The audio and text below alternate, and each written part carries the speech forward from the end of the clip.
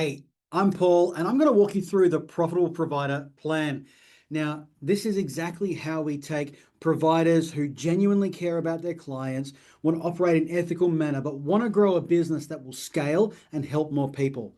I've worked with hundreds of providers all over Australia, helped them double, quadruple, some from $1 to $10 million, and a few even beyond that as well, up to $20 and $30 million. And it's always a few things that we really need to be able to get in place, no matter where you're at, whether you're starting out or you're scaling up, that really need to be fundamental to how you operate your business. So, what I'm going to do is take you through a bit of a process, show you exactly where it's at. And you're going to be able to see where you're at in the journey and a couple of the key decisions that are probably coming up with where you're planning on going, because knowing what you're building is really important so that you can actually go out and help more people. Growing is a bit of a journey. And what I mean by that is that there's various stages that you go through. It's not like a linear path, and it's not this exponential curve that people always talk about. There's stages of growth and stages of plateau, because as you hit each of these stages, different things change. And so you need to be able to know what they are when they're coming up and what you're going to do at each one of those stages. I'm going to share my screen, draw on my iPad, and we'll sort of go through that so we get a really good visual representation of what we're talking about. So, there we go. Let's bring that up here so I can see what's going on. All right. So when we talk about this idea of a journey, we need to understand what the levels are. And there's really kind of this consistent thing that happens is that businesses grow in like ones and threes. And I'll sort of show you what I mean by that. We start out at like zero. This is our place where we're literally starting up. Okay. And at startup, you might be a sole trader, hitting the ground running, got a few clients. Maybe you start to get a few people in, and you sort of hit this, 300K mark. 3 to 500K is quite often a place people really need to decide what they're doing and how things are going to go, because you're either building an independent support business or you are becoming a provider. And so there's some things that need to happen there. But to be brutally honest, this is generally just the grind. You are the be all and end all. You are the work. You are everything that happens. And so that startup space, you're grinding, you're hustling, you're making things work. And a lot of people have been through that stage and have moved on to this next one, right? So the next stage is sort of where we hit the 1 million mark. And this is where things really start to shape up. Because once you start to shape up here, you've now not just got an independent support business, you're not just you and a few friends, you now have more of a structure. Things are taking shape at this point. And this is where you really need to decide. Because if you decide to keep running how you have previously, you're going to keep hitting a ceiling here, because the processes really change.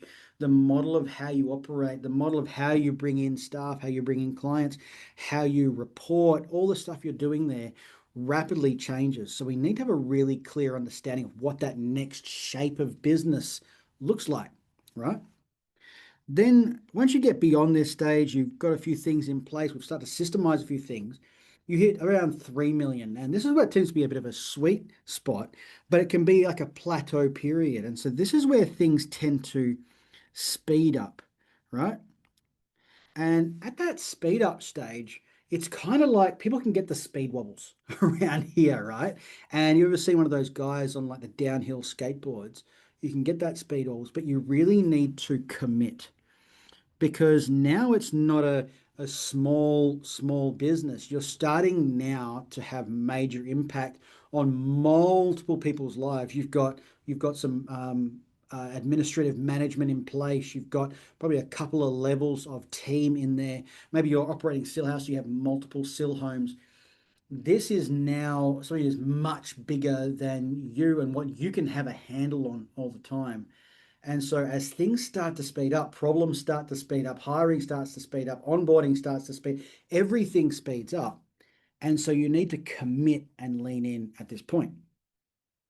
Next, we get to around 10 mil. And at this point here, we've now hit what we call scale. Okay. So scale up. This is the point where you can make a real dent in the industry, in the space, because you've got the infrastructure now and this is what people tell us, is that we hit this point and there's a bit of freedom because you can build like a lifestyle business in this space if you know what you're building. And if you're going to get to that point, we've actually got freedom where you actually have a business because you want to have a business that is actually not reliant on you 24/7. All right. And this is where you can actually have that freedom stepping out in that different scaled space. And then beyond that, where we really talk about it, is up to that 30 million range, where you literally have step out. And this is where you start to create influence,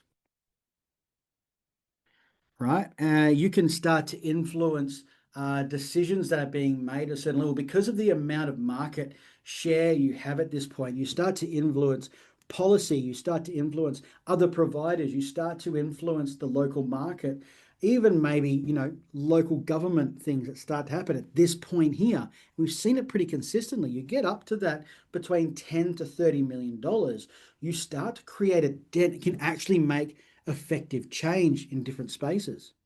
The issue is that every time you get to one of these things and one of these stages, systems start to break, things start to stretch. If you imagine like cogs all working together, but as they start to stretch, they no longer really match up anymore. And we've seen this pretty consistently with businesses. Now, if you imagine this as sort of a sliding scale, imagining where are you at right now?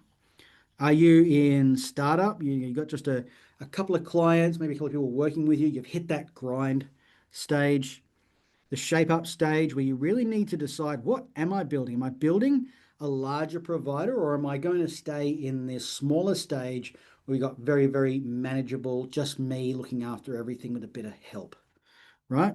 Are we going to lean into our speed up stage where we're going to commit, where we're going to know, you know what? Sometimes the speed walls come, but we have got the right things in place. We've got some structure here, and we're going to be able to build and lean into these things. This is where we commit. Are we going to lean into the scale up stage where we're going, now we're taking, you owner, you're taking hand off certain areas so that you can make sure your team are able to run with things. This is how we scale now, where you're not the person in charge of absolutely everything. Or are we building something where you can step out and actually have that influence that you're looking to really dive in and create? This is there's a few key stages here you really, really need to be aware of, because at any given point here, there's going to be that very big decision. So it says decide at that point, decide am I growing or not, right? At that 1 million mark. But once we get to this 1 million mark, let's do that in red actually. Let's do this. Really, that's what we want. Big red line through there. Once we get to that point here, we kind of really need to have a very clear plan. You can get up to this point here, kind of on goodwill, your network, the people you know. But once you hit this benchmark here of around $1 million to go to these next levels, this is no longer, being the nice person at the networking. This is no longer having the coolest website. This is no longer being able to just talk well about what you do.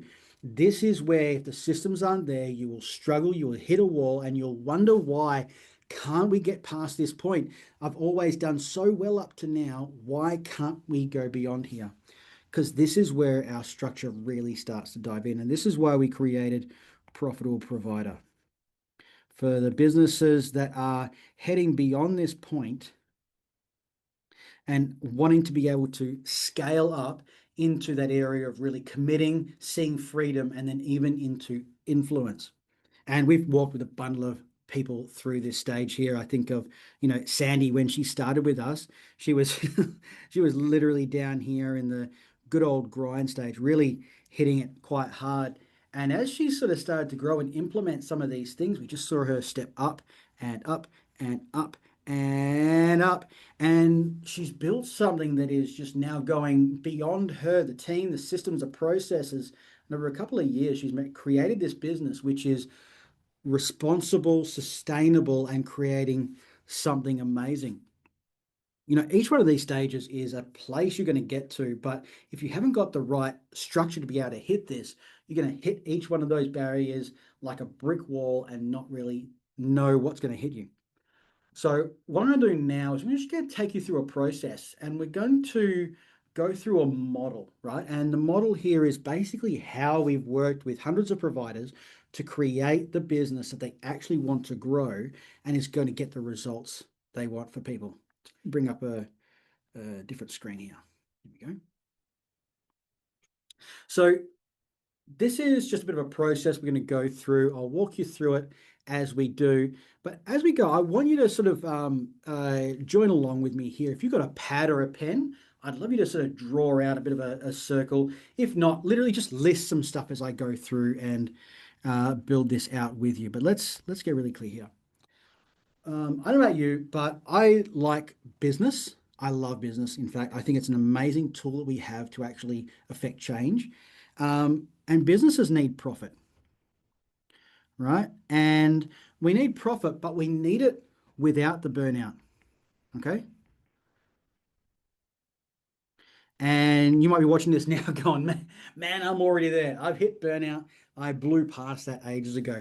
I want you to think about this. A profitable business without burnout helps more people. It's more effective. It actually sees the change because if you burn out, then you're not going to be able to help people effectively. And if you're not profitable, that's going to make burnout happen a lot faster.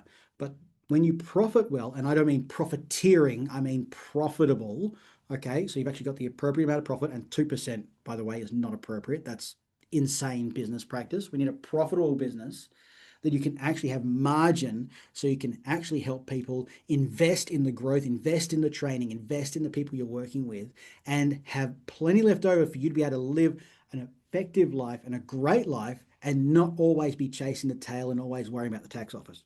So profit without burnout is the thing we're really looking for here. But there's usually a couple of key things that are going to hit you along the way. And let's play with this right now. So one of those is inconsistent growth. And you're probably going, you know what? Growth was really easy when we were smaller, when we were starting out. But as we've grown, we've sort of seen the referrals die off and things change out. And it's very inconsistent. Sometimes you get several referrals and then none. And this becomes a real problem. So what we're really needing to develop here is what we call a predictable pipeline.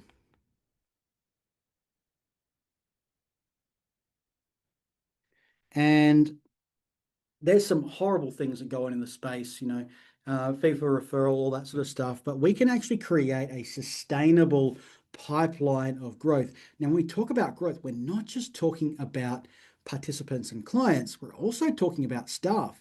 And one of the really cool things that we've seen in Profitable Provider is people coming in going, we need more clients. But when we refocus on how we develop staff and the training and the investment there, they grow the business for you. And so the marketing budget goes from talking about bringing in clients to bringing in staff, and we have a really effective way to do that. So we need to develop a predictable pipeline of clients coming into the business and then staff as well. Now, if we go around the corner here, the next thing that sort of hits us with a bit of a roadblock is operational chaos. Whoop. Right? And this operational chaos can really just be something that hits you consistently.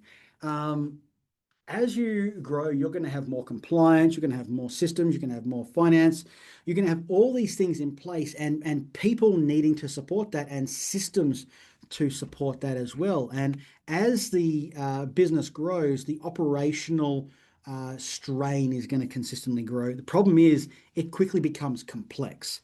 And one of the ways we solve that is really simply with simple systems. And that sounds a little too good to be true that things could be simple, but in reality, simplicity scales. And we see that pretty consistently. When we take out the complexity, we create simple systems. It means they're now teachable, transferable, and repeatable, which allow the system to keep helping the people in the process. You train staff quickly, management is able to access and run with things, clients get how things work, and you can create these simple systems that will allow you to grow. The third thing, that if you are not getting consistent growth, chaos is just happening in your operations, then no doubt you're going to be unprofitable. Okay. and tired. And you might be listening to that right now going, yeah, Paul, I'm there. I'm unprofitable and I'm tired. And I'm tired because I'm unprofitable and I'm unprofitable because I'm tired. It's a sick cycle that it just keeps going there.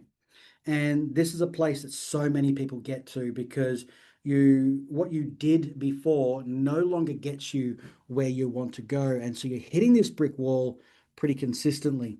Well, we just need to help you install a few things in your business so that you can be sustainable, right? So you can do what you do for a long time and scalable, right? And having a business that can actually scale to a point that is growing without you being the person that makes every cog move all the time. All right.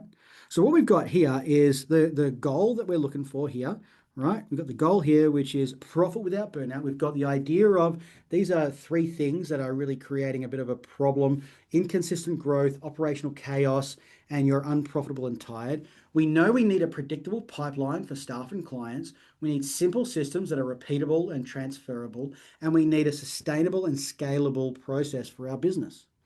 Well, what I'm going to do is I'm going to show you the exact tools that we use inside Profitable Provider to help these things be built out. And I want you to just sort of imagine yourself like you're at a bit of a traffic light. All right.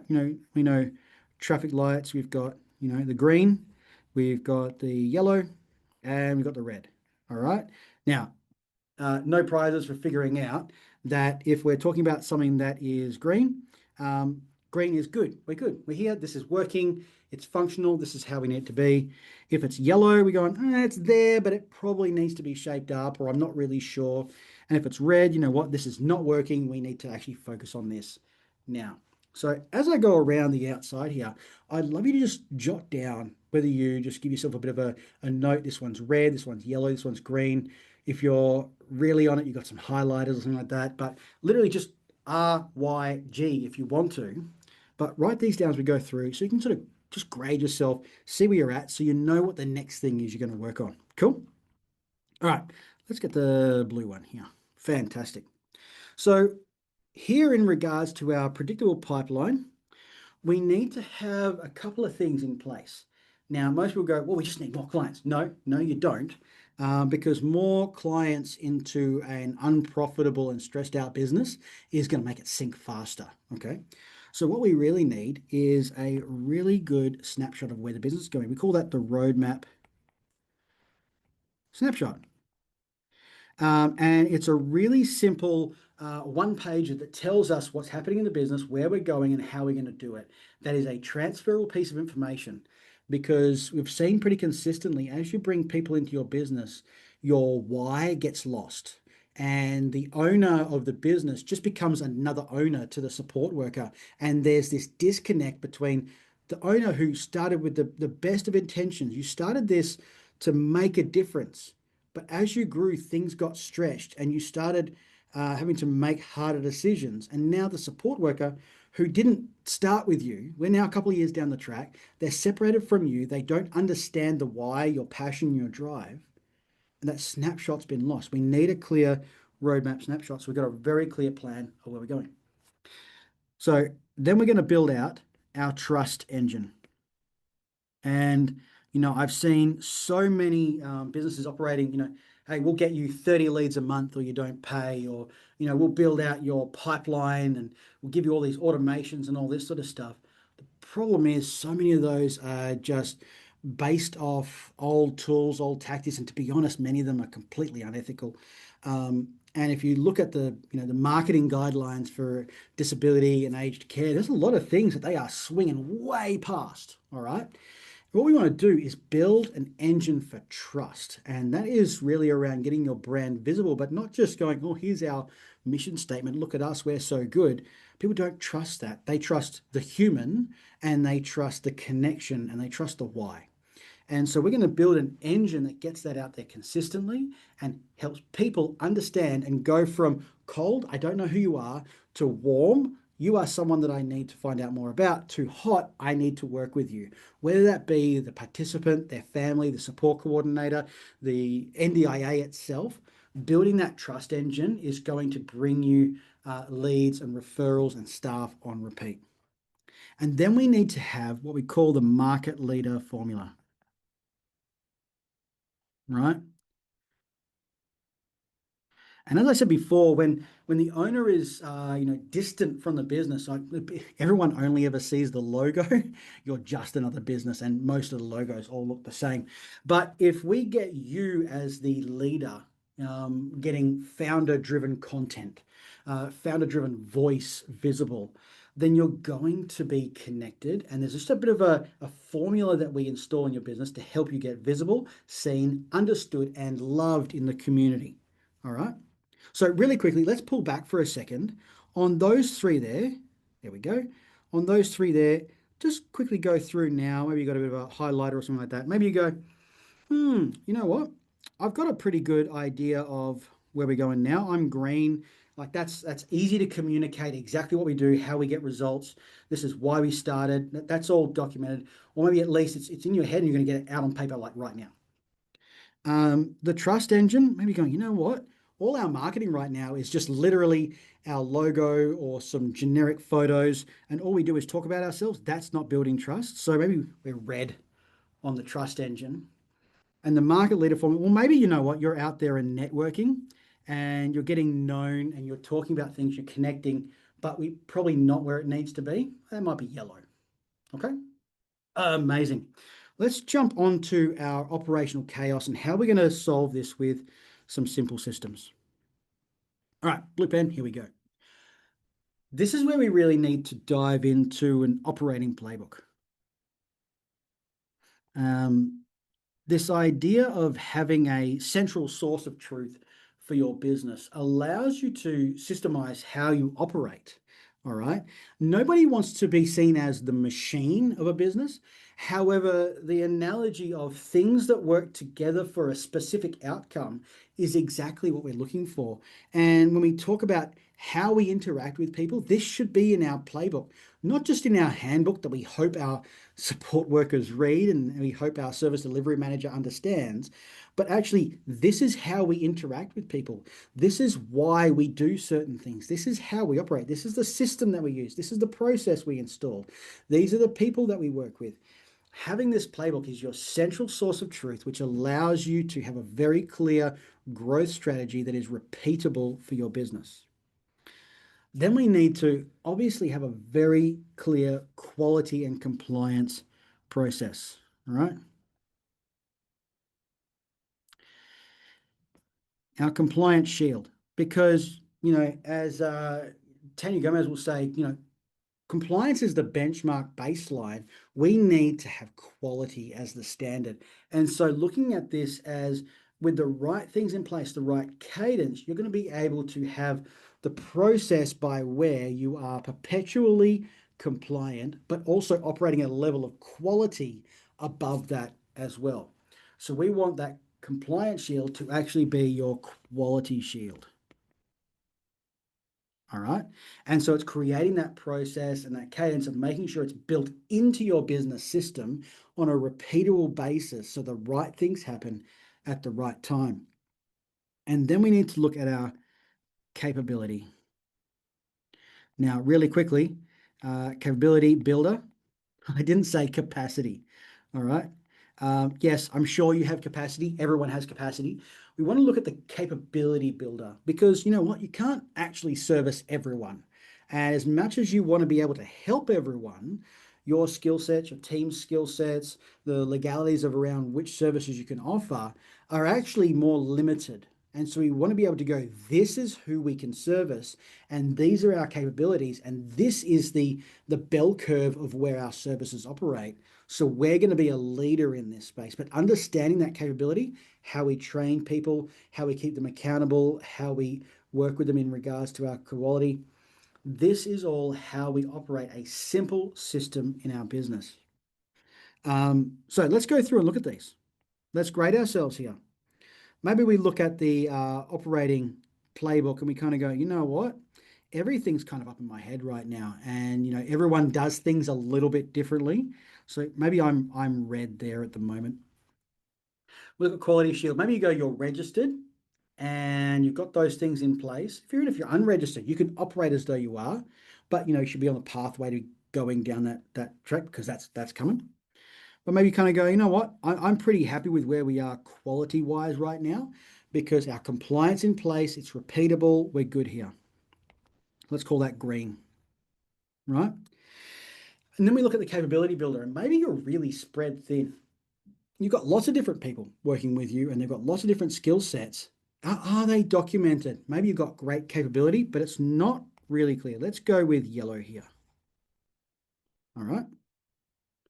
Amazing. I look at the whole idea of simple systems there, and a great legend, Dave, who joined us in the business as a GM, and he has come through and with a bit of our help, created a new playbook, coming into a business and installing a few things, has completely overhauled a business that was struggling, is now a leader in the space because they've got an amazing operational playbook of how they operate.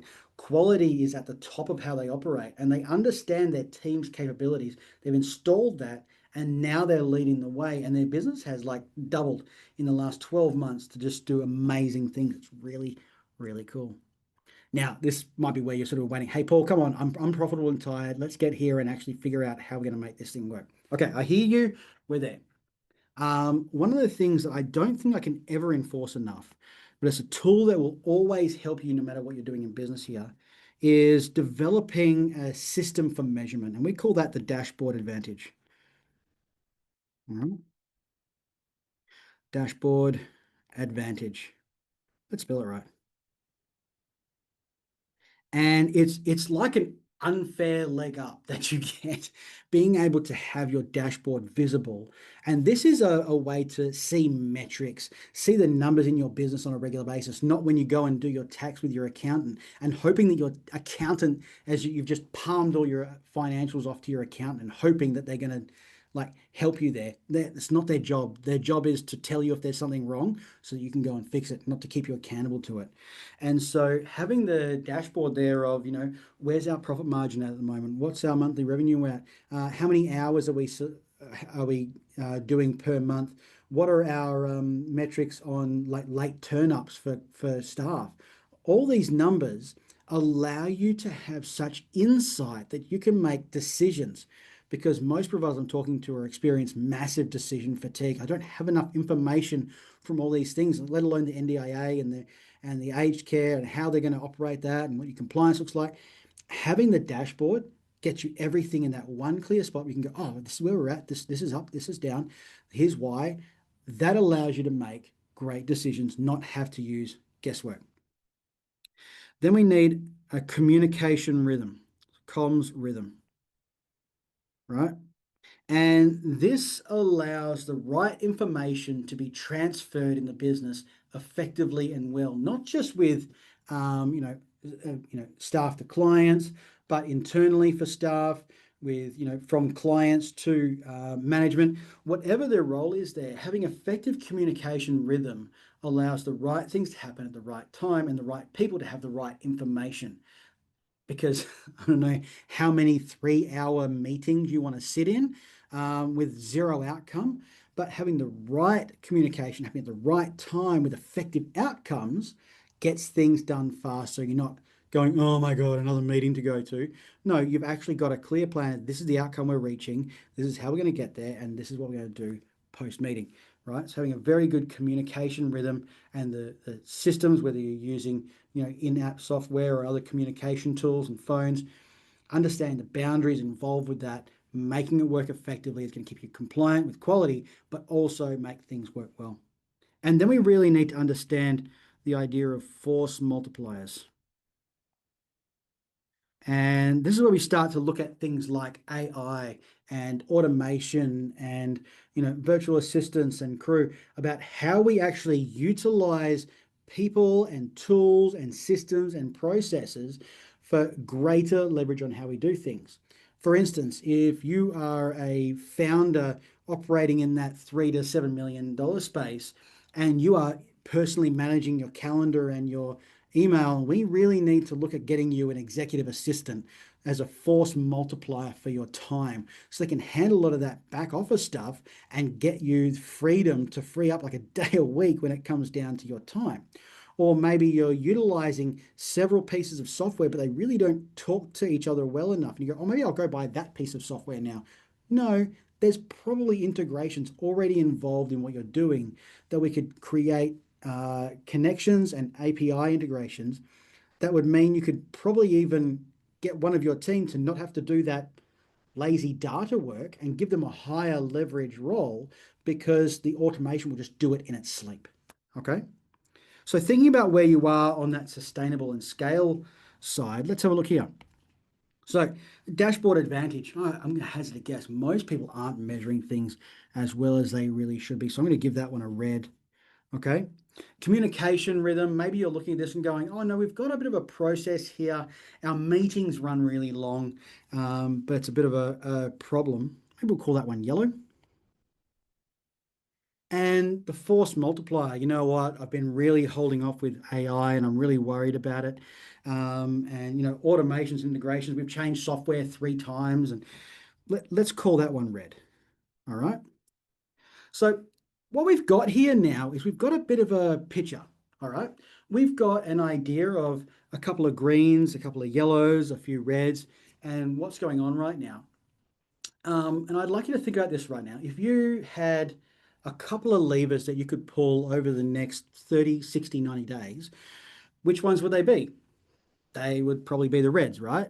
So let's go here. We've got building out a trust engine for more consistent and predictable pipeline, the operating playbook, which would really allow us to systemize and start to see that scaled growth being able to happen, getting a really good bird's eye view on the numbers and metrics inside our business, give us great compliance tools, and the force multipliers will free up time and brain space so that you don't have to be so tired all the time, right?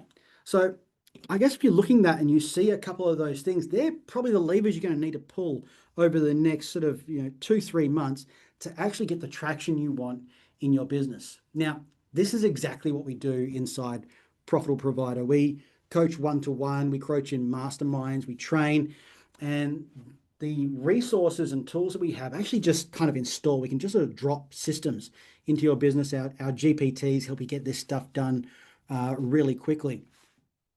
So if you're watching this kind of going, oh, I probably need to know more about this, and you want to find out more about working with us, what I want you to do is just drop me a DM on Facebook, LinkedIn, Instagram. The links will be below the video here, and DM me Journey. Okay, Journey. If you send Journey, then I will know that that's your secret little password that you've watched this video, and you sort of know that the next step, you've probably got a couple of reds you want to work on. All right. We have got a couple of intakes happening throughout the year where we sort of bring providers in, give them those tools straight up, get you set up with a bundle of support, and get you connected with your new tribe really quickly so you don't have to do business alone because that really sucks. But yeah, if you need a hand, drop that DM or comment below and let me know Journey and I'll get the ball rolling for you. I or one of my team will reach out and just get you some information about what this looks like over the next 30, 60, 90 days. All right, chat soon.